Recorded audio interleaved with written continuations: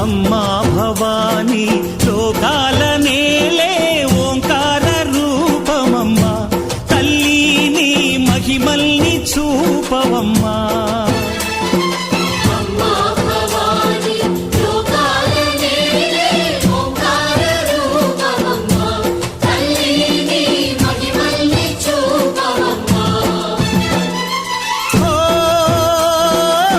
సృష్టికే దీపమా, శక్తికే మూలమా, సింహరథమే నీదమ్మా. అమ్మ దుర్గమ్మ భక్తులను దీవించుమా.